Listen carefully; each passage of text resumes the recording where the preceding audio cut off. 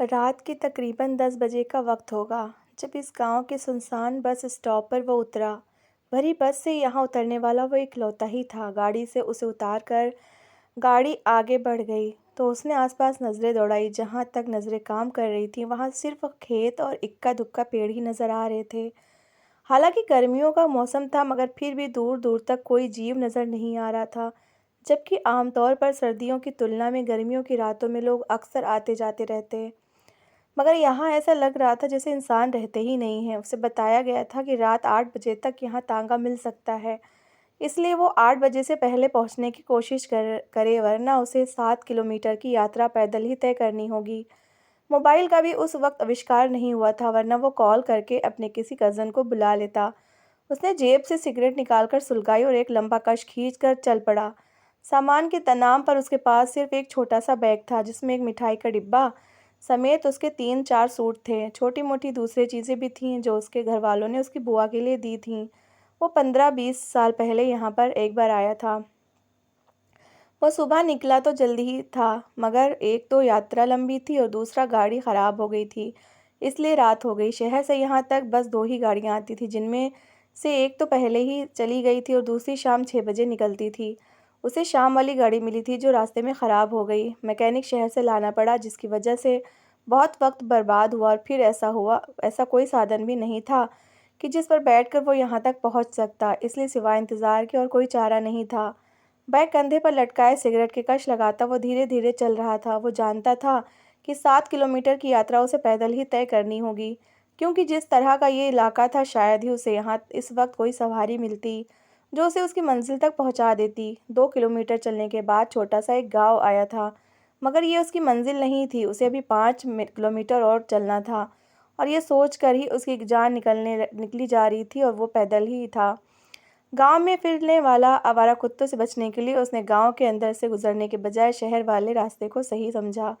उसे इतना तो याद था कि इसके बाद एक और गांव आना है, फिर 3 किलोमीटर के बाद उसकी बुआ का गांव आना है जहां उसे जाना है। बुआ ने भी रहने के लिए दुनिया के आखिरी छोर को ही चुना है। चलते चलते वो बुदबुदाया। टांगों में हल्की सी थकावट महसूस हुई। दीपक, हिम्मत नहीं हारनी, अभी रास्ता लंबा है, उसने खुद से कहा, और जैसे तैसे चलता रहा। दूर से नजर आने वाली रोशनी से अंदाजा हो रहा था कि इस रास्ते में पड़ने वाला दूसरा गांव आने ही वाला है। इन रोशनियों पर नज़रें जमाए खुद को हौसला देते हुए वो चलता रहा। कुछ दूर चलने के बाद उसकी टांगें जवाब दे गईं तो वह एक जगह बैठ गया। बस स्टॉप से लेकर अब तक कुछ पल के लिए वो सिर्फ 2 जगह रुका था। गांव की रोशनी अभी बहुत दूर लग रही थी। वो सांस लेने को बैठ तो गया था, मगर अब उसका दिल नहीं कर रहा था कि वो यहाँ से उठे। दिल चाह रहा था कि यहीं ज़मीन पर बैठकर सरहाना बनाकर सो जाए, मगर वो ऐसा सिर्फ सोच सकता था, कर नहीं सकता था। काफ़ी देर वहीं बैठा सिगरेट फूंकता रहा और फिर हिम्मत करके उठ खड़ा हुआ।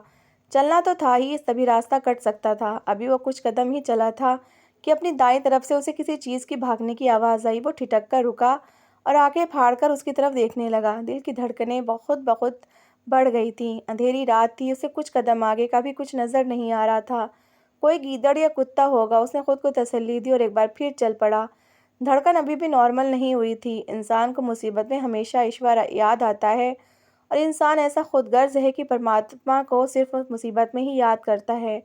दीपक को भी कुछ याद था, सब पढ़ लिया और अब ईश्वर के नाम को जपते हुए चलने लगा। परम पिता परमेश्वर के नाम से दिल को काफ़ी हद तक हिम्मत मिली थी। दूसरा गांव करीब आ गया था। इस गांव के अंदर से ही गुजर कर जाना था, क्योंकि उसके चारों तरफ खेत थे। रास्ता सिर्फ गांव के अंदर से ही गुजरता था। गांव में दाखिल होने से पहले दीपक ने कुत्तों से बचने के लिए एक लकड़ी उठा ली थी। कहीं कहीं किसी घर के बाहर कोई हल्की सी रोशनी का बल्ब जल रहा था। दीपक को किसी किसी घर के बाहर लोग भी सोते हुए नजर आए। गांव देहात में गर्मियों में अक्सर लोग बाहर सोते हैं। वो 2 गलियों से गुजरकर अब काफी खुले मैदान में आ गया था। एक तरफ 2-3 कुत्ते लेटे हुए थे। इंसानी कदमों की आहट पाकर उनमें से एक ने सर उठाकर दीपक की तरफ देखा। कुत्ते को अपनी तरफ देखता पाकर दीपक चौकन्ना हो गया। कहीं ऐसा न हो कि कुत्ता लकड़ी को देखकर उस पर हमला कर दे। हाथ में पकड़ी लकड़ी को उसने छुपा लिया था। कुत्ता दीपक की तरफ देखता रहा, मगर दूसरी तरफ से कोई हरकत न पाकर उसने दोबारा सर जमीन पर रख दिया। दीपक कुत्ते पर नजरें जमाए आगे बढ़ता रहा।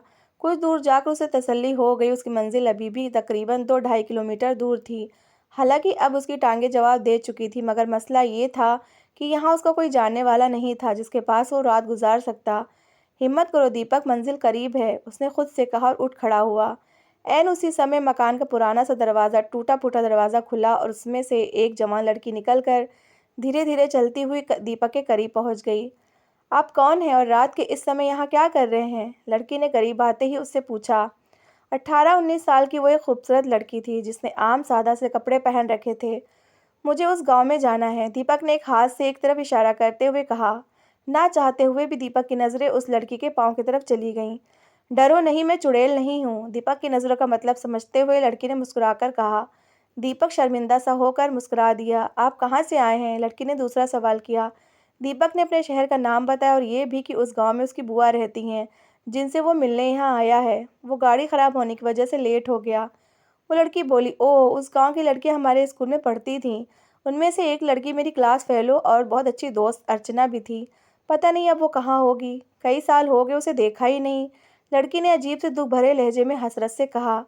अर्चना? अर्चना तो मेरी कज़िन का नाम भी है, दीपक अचानक से कहा और अपनी बुआ का नाम बताकर पूछा। ओह, अर्चना वही तो नहीं? दीपक की बुआ का नाम सुनते ही लड़की की आंखों में चमक सी उभरी। हाँ हाँ, बिल्कुल वही, उसके पापा का नाम भी यही था। आप उसके कज़िन हैं? हाँ, मैं उसका कज़िन हूँ, दीपक ने कहा और साथ ही उसका नाम भी पूछ लिया। मेरा नाम रीमा है। हैरत की बात यह थी कि वो काफ़ी देर से यहाँ खड़ी उससे बात कर रही थी, जैसे उसे कोई जल्दी नहीं है और ना ही उसे घर वालों की तरफ से कोई मसला है। आप ऐसा करें, हमारे घर रात गुजार लें, सुबह होते ही चले जाना। वैसे भी आपने काफ़ी रास्ता पैदल तय कर लिया है, थक गए होंगे। मैं वहाँ खड़ी देख रही थी जब आपको कुत्तों ने घेरा था। मुझे कुत्तों से बहुत डर लगता है, इसलिए मैं छुपकर देख रही थी। रीमा के आखिरी शब्द सुनकर दीपक को हंसी आ गई। लड़की की ऑफर बुरी नहीं थी, पैदल चलकर तो वाकई वो बहुत ज़्यादा थक चुका था, मगर यूं किसी अजनबी के लड़की के घर में रात गुजारना ठीक भी नहीं था। शायद इसके घर वालों को ये बात अच्छी ना लगे, दीपक ने सोचा और अपनी सोच का इजहार उस लड़की से भी कर दिया। घर में सिर्फ मेरी माँ है, लड़की ने कहा तो दीपक को और भी हैरत हुई। आप मेरी दोस्त के कज़िन हैं तो मेरे लिए भी अजनबी नहीं रहे, लड़की ने मुस्कुराकर कहा तो दीपक को अपने सवाल का जवाब मिल गया। लड़की ने हमदर्दी में दीपक को रात गुजारने को कहा था ताकि उसे और ज़्यादा कोई परेशानी ना हो। सुबह आराम से यहाँ से जा सकते हैं। दीपक ने एक पल रीमा की ऑफ़र पर गौर किया और फिर अपना बैग उठाकर उसके साथ चल पड़ा। बचे हुए 2 किलोमीटर का रास्ता तय करने के बजाय बेहतर था कि बाकी बचने वाली रात को वो यहाँ गुजार कर सुबह होते ही आगे के लिए रवाना हो जाता।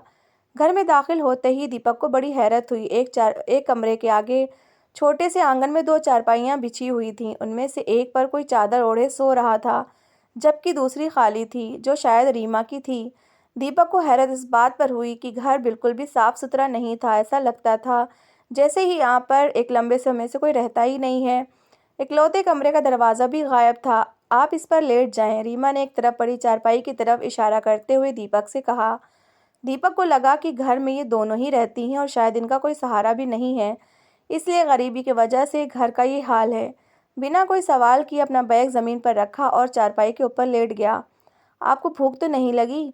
रीमा को शायद ख्याल आया कि वो भूखा होगा। हालांकि उसे भूख महसूस हो रही थी, मगर घर की हालत और वक्त की वजह से वो नहीं चाहता था कि उसकी वजह से रात के इस वक्त ये लोग तंग परेशान हों। बेटी कौन है? अचानक रीमा की माँ ने मुंह से चादर हटाकर पूछा। माँ, ये मुसाफिर है, इसे दूसरे गांव जाना है। मैंने कहा रात हो ज़्यादा हो गई है, हमारे घर रात गुजार लें, सुबह चले जाना। रीमा ने अपनी माँ को जवाब दिया। अच्छा किया बेटी, शायद ये हमारे काम आ जाए, रीमा की माँ ने कहा और चादर दोबारा अपने ऊपर खींच ली। दीपक रीमा की माँ के शब्द शायद ये हमारे काम आ जाए सुनकर चौंक गया था। मैं आपके क्या काम आ सकता हूँ? उसने रीमा से पूछा। कुछ नहीं, आप आराम करें, माँ ने तो बस यूं ही कह दिया। दीपक चुप हो गया, मगर उसके दिमाग में अभी भी कई सवाल थे। शायद ये लोग उससे कुछ पैसों की मदद चाहते हों। दीपक ने सोचा और करवट बदल ली। उसने सोच लिया था कि सुबह जाने से पहले वो इन लोगों की मदद ज़रूर करेगा। थकावट की वजह से दीपक को जल्दी नींद ने घेर लिया। सुबह सूरज की किरणें उस पर पड़ी तो वो नींद से जागा था। पहले तो उसे समझ ही नहीं आया कि वो कहाँ है, फिर रात का सारा दृश्य उसकी आंखों के सामने घूम गया। वो जल्दी से चारपाई से उठा और इधर उधर देखा। वहाँ सिवाय उसके और कोई नहीं था, मगर आंगन में टूटी चारपाइयाँ मौजूद थीं। उनको देखकर लगता था जैसे बरसों से कोई इन पर लेटा ही नहीं है। और वो कुछ देर ऐसे ही बैठा इंतज़ार करता रहा कि शायद रीमा या उसकी माँ आ जाएं। कुछ मिनट तक जब कोई ना आया तो वो रीमा को आवाज़ देता अंदर कमरे की तरफ चल पड़ा। कमरे में एक टूटी कुर्सी के अलावा और कुछ भी नहीं था। कमरे की हालत भी घर जैसी ही थी। दीपक को समझ नहीं आ रहा था कि वो क्या करे। रात वाला सारा किस्सा उसे एक सपने की तरह लग रहा था, मगर दीपक की इस घर में मौजूदगी भी हकीकत थी, जो यह जाहिर कर रही थी कि वो इस घर में अपनी मर्जी से तो नहीं था। यकीनन उसे कोई लाया था। उसे यहाँ लाने वाली लड़की वही लड़की अब नज़र नहीं आ रही थी, और घर की हालत से लग रहा था जैसे बरसों से यहाँ कोई रहता ही नहीं। इस घर से निकलते देखकर लोगों ने अजीब सी नज़रों से उसे देखा, जैसे वो इंसान के बजाय कुछ और ही हो। अपनी बुआ के घर में पहुँचने तक दीपक रात वाले किस्से के बारे में ही सोचता रहा। दीपक की बुआ और कजिन उसे अचानक देखकर बहुत खुश हुए। उनके पूछने पर बताया कि वो रात को आया था। लेट होने की वजह से पिछले गांव में किसी ने अपने घर में रोक लिया था, इसलिए वो सुबह सुबह यहाँ आ गया है। दीपक ने थोड़ा बहुत बताया। रात वाला किस्सा वो गोल कर गया था। तीसरे दिन उसका कजिन उसको लेकर अपने एक दोस्त को मिलने गया। वो वही गांव था जहाँ दीपक को वो लड़की मिली थी। बातों बातों में ही दीपक ने अपने कजिन से दोस्त से उस घर के बारे में पूछा, तो वो लड़का चौंक पड़ा। भाई, आप ये क्यों पूछ रहे हैं? उस लड़के ने कहा। तो दीपक ने सारी बात उसे बता दी। दीपक की बात सुनकर उसका कजिन और दोनों दोस्त उछल पड़े। वो दोनों उसे ऐसे घूर रहे थे जैसे उन्हें उसकी दिमागी हालत पर शक हो रहा हो। ऐसे क्यों देख रहे हो? दीपक ने हैरत से पूछा। तो जवाब में जो कुछ उन्होंने बताया उसे सुनकर दीपक उनको आंखें फाड़े देखता ही रह गया था। उसके कजिन ने बताया कि दीपक, जिसकी तुम बात कर रहे हो, वो मकान कई सालों से बंद पड़ा है। इस घर में वाकई माँ बेटी रहती थीं। धर्म से वो पारसी थे, मगर दोनों माँ बेटी बहुत ही अच्छी थीं। इस गांव में पारसियों के और भी कई घर हैं और सब बहुत अच्छे मिलनसार लोग हैं। रीमा और उसकी माँ भी ऐसी ही थीं। एक रात किसी को बिना बताए पता नहीं वो दोनों कहाँ चली गईं। गांव के लोगों ने उन्हें तलाश करने की पूरी कोशिश की, मगर उनका कोई सुराग नहीं मिला। और तुम कह रहे हो कि तुमने कल रात उनको इसी घर में देखा है? दीपक के कजिन ने उसकी तरफ देखते हुए कहा। तो दीपक ने उसे रीमा की उम्र और कद काठ भी बताया। तो उसके कजिन का दोस्त चौंक पड़ा। हाँ, बिल्कुल वो ऐसी ही थी, उसके दोस्त ने जोश से कहा। बात किसी की भी समझ में नहीं आ रही थी। तीनों उठकर उस मकान को देखने चल पड़े। वहाँ सिवाय खामोशी के और कुछ भी नहीं था। घर का नक्शा जो दीपक ने बताया था हूबहू वैसा ही था। चारपाइयाँ अब भी वैसे ही पड़ी थीं। दिमाग में कई सवाल लिए वो तीनों वापस आ गए, मगर दीपक को यह ज़रूर पता चल गया था कि रीमा नाम की वो लड़की अगर चुड़ैल नहीं है तो इंसान भी नहीं थी। उसे याद आया कि उस रात रीमा ने कहा था कि वो उसे कब से देख रही है, मगर आगे नहीं आई क्योंकि उसे कुत्तों से डर लगता है। जानवरों में ये खासियत है कि वो कोई ऐसी चीज़ देख लेते हैं जो इंसानों को नज़र नहीं आती है। दीपक ने अपनी कजिन अर्चना को सारी बात बताई तो वो भी उछल पड़ी। बिल्कुल भाई, रीमा नाम की एक पारसी लड़की मेरे साथ पढ़ती थी, और कई साल पहले वो जब कई दिन स्कूल नहीं आई तो टीचर ने उसके स्कूल के चौकीदार को भेजा था। चौकीदार के मुताबिक रीमा और उसकी मां रहस्यमय तौर पर लापता हैं, और अब आप कह रहे हैं कि वो आपको अपने ही घर में मिली है। शायद वो वापस आ गई हो। अर्चना ने अपना ख्याल पेश किया, मगर दीपक जानता था कि बात कुछ और है। अगर वो वापस आ गई होती तो उनके घर की हालत वैसी ना होती, और वो दिन में भी उन्हें मिलती। उसने तय कर लिया था कि वो इस कहानी का पता लगाकर रहेगा। अगली रात उसी गांव में दीपक अपने कजिन के दोस्त के घर में मौजूद था। रात के 11:30 बजे वो उसके घर से निकला और रीमा के घर के बाहर आकर बैठ गया। उसे वहां बैठे सुबह हो गई, मगर उसका मकसद पूरा नहीं हुआ। उसे रीमा नज़र नहीं आई थी। अगली रात वो फिर वहीं मौजूद था। रात 12:30 बजे का वक्त होगा जब दीपक को रीमा के घर के पास सफ़ेद सा एक साया नजर आया। वो उसकी तरफ चल पड़ा। उसके करीब पहुंचने से पहले ही दीपक रीमा को पहचान चुका था। रीमा सफ़ेद चेहरा लिए दीपक को करीब आते देखती रही। कौन हो आप? दीपक ने करीब पहुंचते ही कहा। मेरे पीछे आ जाओ, रीमा ने कहा और वापस घर की तरफ चल पड़ी।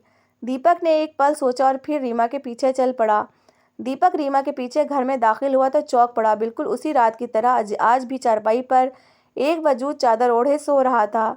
कदमों की चाप सुनकर उसने चेहरे से चादर हटाई और पूछा कि कौन है? माँ, दीपक है। रीमा का जवाब सुनते ही उसने फिर से चादर अपने ऊपर खींच ली।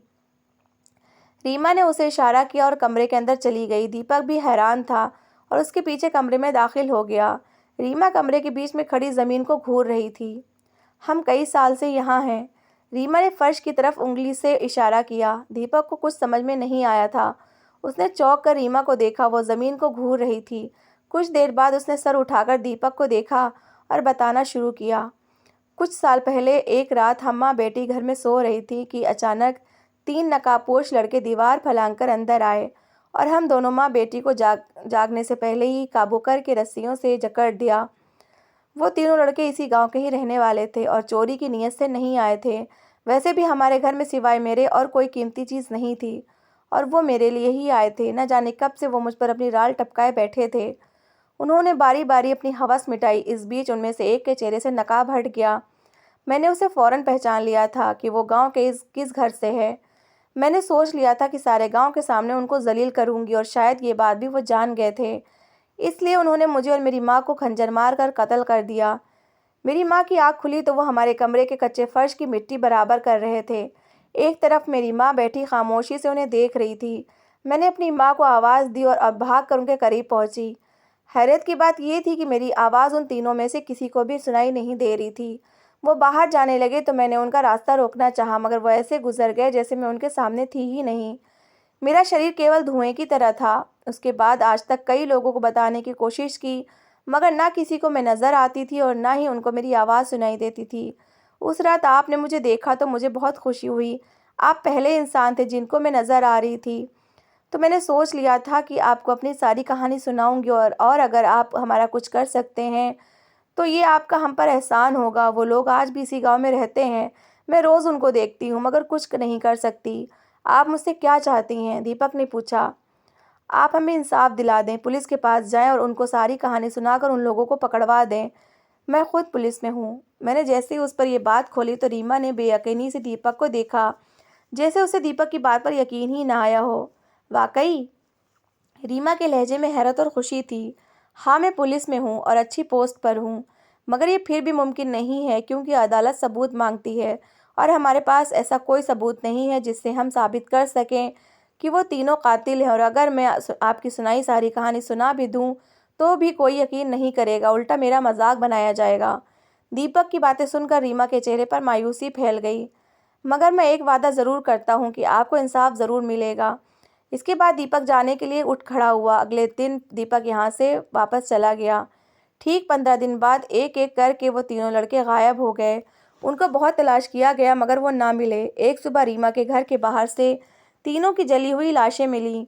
पता नहीं कैसे ये बात सारे गांव में फैल गई थी कि उनसे इंतकाम लिया गया है। उसकी माँ की आत्मा ने मारा। उसके साथ दुष्कर्म करके इन लोगों ने उसे मारकर उनके घर में ही दबा दिया था। गांव के लोगों ने इस बात की तहकीकात के लिए रीमा के घर में बने कमरे की खुदाई की। वहां से 2 ढांचे मिले थे। दीपक कई महीने बाद दोबारा अपनी बुआ से मिलने आया था।